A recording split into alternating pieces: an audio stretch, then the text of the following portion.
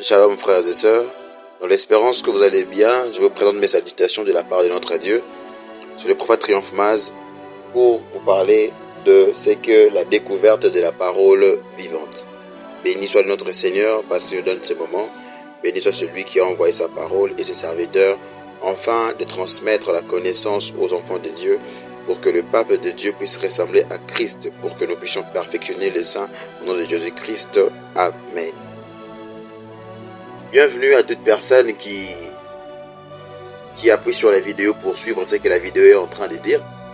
Alors, ça fait un long moment que je n'ai pas eu le temps de vous communiquer la pensée que Dieu m'a donnée, comme je le fais d'habitude. Et aujourd'hui, j'ai vraiment fait cet enseignement rapidement pour que je puisse vous communiquer cette pensée, alors que plusieurs personnes sont en train d'être initiées inutilement, sont en train d'être initiés inconsciemment, et d'autres personnes, bien qu'ils ne sont pas initiés aux sciences occultes, mais d'autres personnes sont mal enseignées.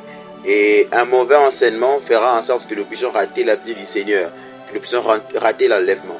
C'est pourquoi ces thèmes, ces sujets s'intitulent « La découverte de la parole vivante ». Il existe plusieurs paroles, mais il n'existe qu'une seule parole qui peut donner la vie.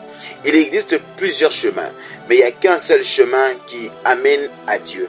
Il existe plusieurs sources de lumière, mais il n'y a qu'une seule source de lumière, ou encore une seule source lumineuse qui nous mènera à Christ.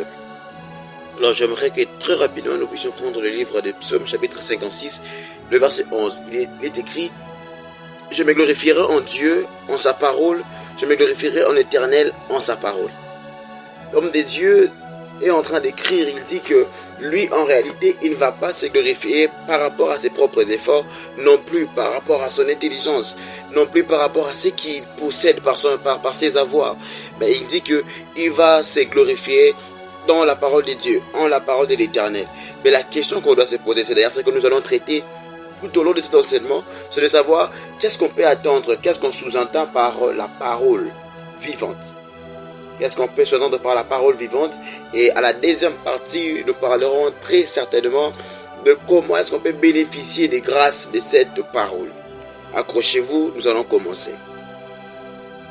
Alors, directement, on va toucher le concept parole. Pour définir le concept parole, c'est très simple. Qu'est-ce qu'on attend par le concept parole? Alors, contrairement à la langue française, nous devons savoir que lorsque le mot parole est inscrit dans la Bible, il y a une très grande différence par rapport à leur définition. Parce que si pour le français, le mot parole est défini comme étant une action de parler ou encore d'articuler le verbe, chez les Hébreux ou encore de la Bible, cela n'est pas le cas. Parce que chez les Hébreux, le mot parole renvoie au terme que eux ils disent tabar. C'est l'expression tabar qui signifie être en mouvement ou bien être en action. C'est-à-dire que pour les Hébreux, dans la Bible, surtout pour Dieu, la parole ne renvoie pas à une élocution, mais ça renvoie d'abord à une action, à un mouvement. Je ne sais pas si on est en train de me capter. Et nous devons savoir aussi que la définition du mot parole ne s'arrête pas là, frères et sœurs. Nous sommes dans le livre de Marc chapitre 4, le verset 14 à 15. Là où il y a une parabole christique, Jésus est en train de parler, il compare même la parole avec une sémence. C'est-à-dire qu'au-delà d'être une action, au-delà d'être un mouvement, la parole est aussi définie comme étant une sémence que l'on est en train de s'aimer dans un champ. Et si la parole est une sémence et que l'homme doit écouter la parole, c'est-à-dire qu'en ce moment-là, l'homme est considéré comme un champ. Et que celui qui est en train de s'aimer, c'est en fait le prédicateur, celui qui apporte l'enseignement. Voilà pourquoi il est très important de vous enseigner ces choses, de vous faire comprendre qu'est-ce qu'on peut réellement sous-entendre par la parole vivante, afin que vous puissiez émettre une différence entre le semeur qui est vraiment reconnu par Dieu et celui qui est du diable, reconnaître la bonne sémence et livrer, mais aussi vous catégoriser dans quelle catégorie des champs êtes-vous, pour que la parole de Dieu puisse être ensémencée en vous et pour porter de fruits. Cependant, il y a une chose que nous disions souvent, parce que j'ai même dit ça une fois. Je disais que non, voilà, même si un pasteur est un occultiste, même si c'est pas un vrai homme de Dieu, alors je peux aller suivre la prédication, comme c'est la Bible, je serai toujours édifié, ça va toujours m'impacter et tout ça.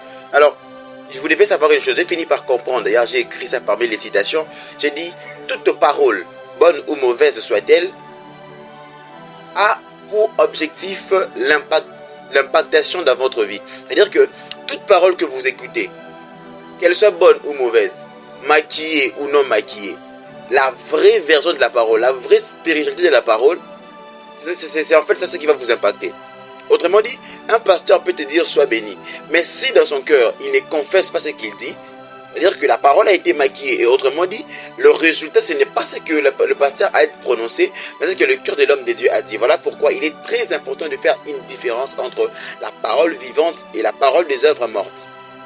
Partant de ce qui précède, nous pouvons dire que la foi vient des ceux qu'on attend, comme dit l'Écriture.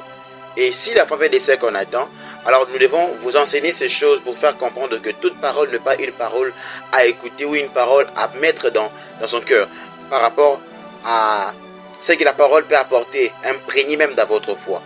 Merci beaucoup, soyez bénis et rendez-vous à la prochaine vidéo.